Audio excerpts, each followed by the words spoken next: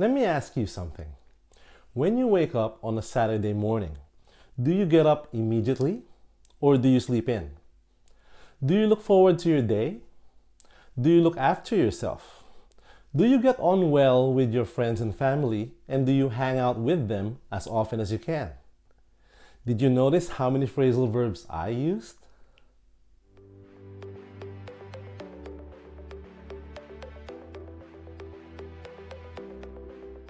Hello everyone and welcome to my class. My name is Victor. Thanks for tuning in.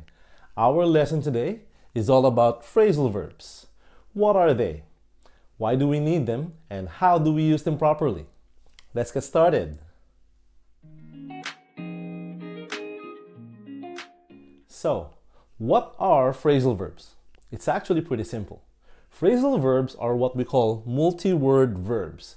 That means that for each phrasal verb, we have more than one word, even though we only consider them as one unit. In fact, phrasal verbs consist of a verb and a particle, and these particles can be prepositions or adverbs. It's important to remember that phrasal verbs are more common in speaking and more common in informal contexts. It's also important to remember that when you look at a phrasal verb, you shouldn't just look at the meaning of the verb, because the verb plus the particle will give you a completely different meaning of a phrasal verb. Here's an example. The verb look. This verb means to direct your gaze at a specified direction. However, if we add a particle to this verb, we create a phrasal verb that has a completely different meaning from the verb look. Let's try it. Let's add the preposition after.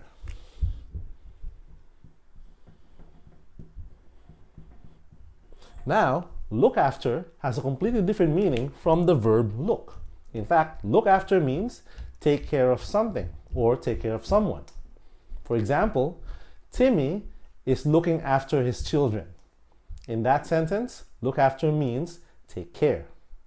It's also important to remember that whenever you change the preposition or the particle, you also change the phrasal verb. Let's try that. Let's change the preposition after with the preposition forward to.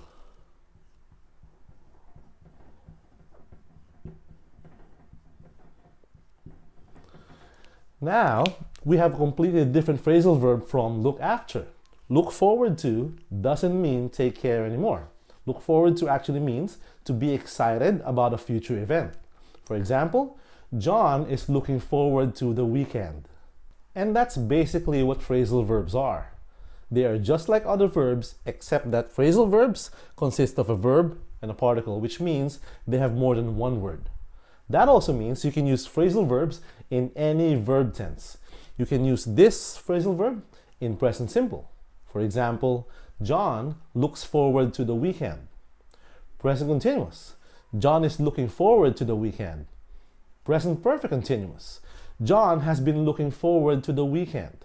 Because they're just like other verbs. So you can use them in other verb tenses. You can use them with verb ing. You can even use them with participle forms. Simple, isn't it? So the big question is, how do we use phrasal verbs? Even though phrasal verbs are mainly vocabulary, there is still a little bit of grammar involved. Let me show you.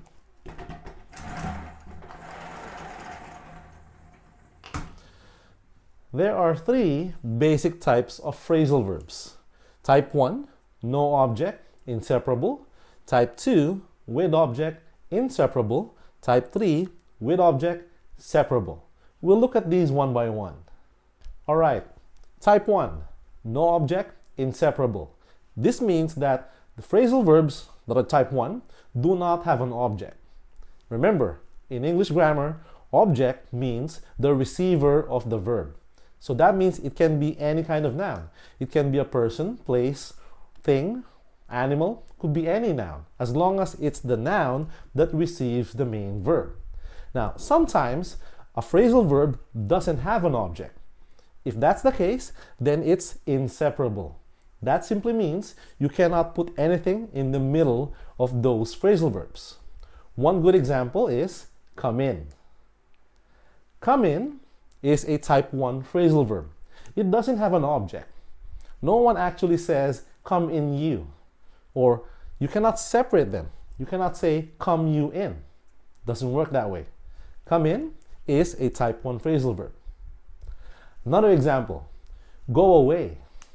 Go away is a phrasal verb, type 1. It doesn't have an object. No one actually says, go you away, or go away you, go away her. Doesn't work that way.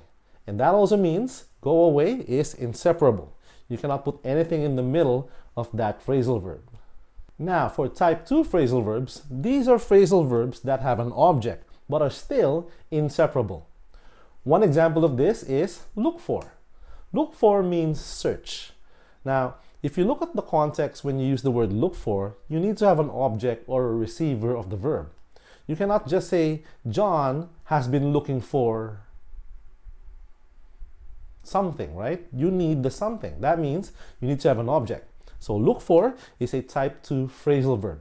It needs to have an object, but at the same time, it is still inseparable. That means you cannot put anything in the middle of look for.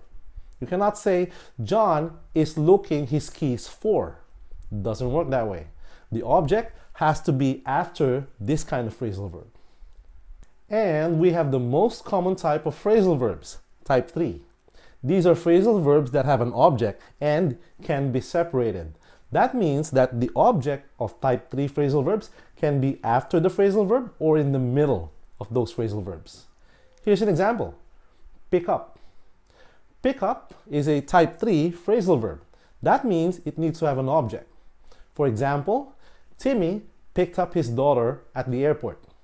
So, his daughter is the object of the phrasal verb pick up. At the same time, you can separate pick up. That means you can use the object and put it in the middle of the phrasal verb. For example, Timmy picked his daughter up from the airport.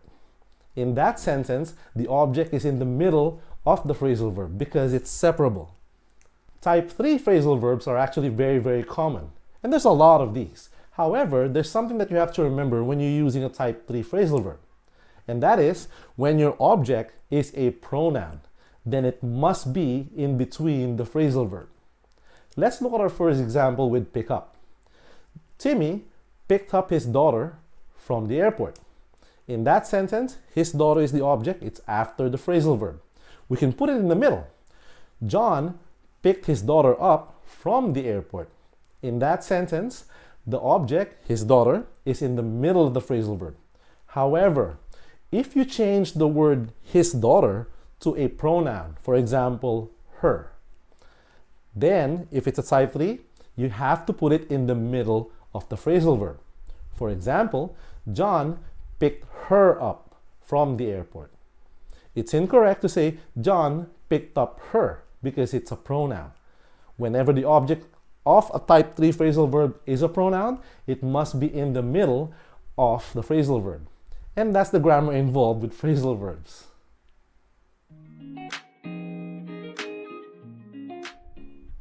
So why are phrasal verbs so difficult for English language learners?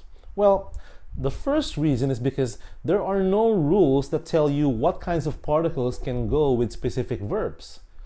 Here's an example. The verb turn. Turn can have a lot of different particles and you can make a lot of different phrasal verbs. You can have turn on, turn off, turn up, turn down, turn in, turn into, turn out. That's a lot of phrasal verbs, and there are no rules about the particles that go with specific verbs. That's why it's very difficult for language learners to learn it. The second reason is because sometimes one phrasal verb can have more than one different meaning. Here's an example. The phrasal verb take off. Take off, depending on the context, can have 3 different meanings. Let's look at some sentences. The plane takes off at the airport. In that context, take off means start to fly. Next example. John takes off his shoes at home. In that sentence, take off means remove. One more sentence. Timmy's business is so popular that it takes off. In that sentence, take off means become successful. That's another reason phrasal verbs are very difficult for learners, because sometimes one phrasal verb can have more than one meaning. So what's the best way to learn phrasal verbs? Well, first things first, do not memorize a list of phrasal verbs. It doesn't work, it's not effective. Here's why. When you memorize a list and you memorize the meanings of those phrasal verbs, it doesn't help you use them because you're just memorizing something. It doesn't mean that you know how to use them. In fact, it's a lot more effective to look at the context, because the context will tell you the meaning of a phrasal verb. Just like we said before, some phrasal verbs can have more than one meaning depending on the context. So if you just memorize meanings and you don't know how to use them, then there's no point, isn't there? Another thing you can do is to read as often as you can, because phrasal verbs are actually very, very common, particularly in neutral writing. You can find them in magazines, you can find them in news articles, blogs, websites. They're everywhere because people like using them.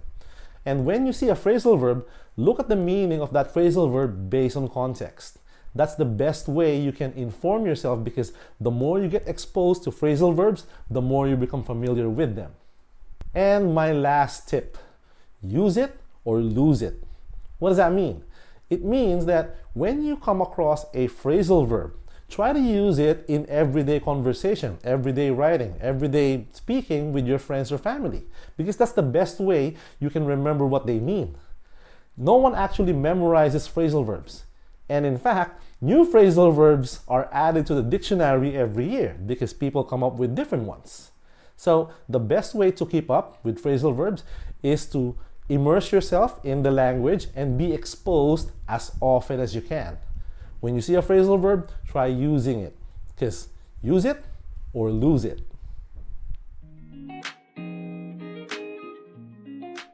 And quiz time. Here are 5 sentences, all of which have phrasal verbs. What do these phrasal verbs mean based on the context? Are they type 1, type 2, or type 3? Please feel free to pause the video while you answer the questions. No, really, you can pause the video, it's fine.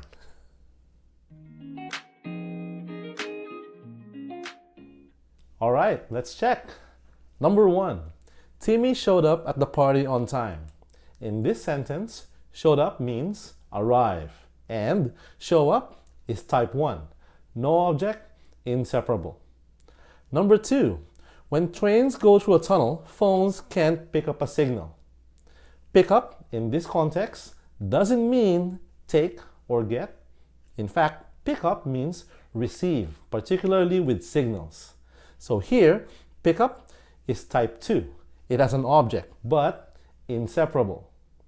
Number 3, Kelly's headache wore off after taking pain medication.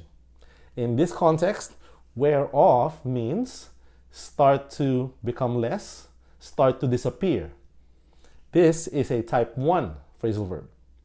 Number 4, the manager dragged out the meeting until late in the afternoon. In this context, drag out means prolong or make something last longer. In this context, drag out is a type 3 phrasal verb. You can actually separate this and say the manager dragged the meeting out until late in the afternoon. Number 5, the school has called off the picnic because of the heavy rain. In this context, call off means cancel. And call off is a type 3 phrasal verb. That means you can separate it. It has an object. You can put the object in the middle. So the school has called the picnic off because of the heavy rain. How many did you get right? And that's it. Thank you for watching. I hope you learned something today. Remember, if you like this video, hit that like button and subscribe to my channel for more videos. I'll see you all next time.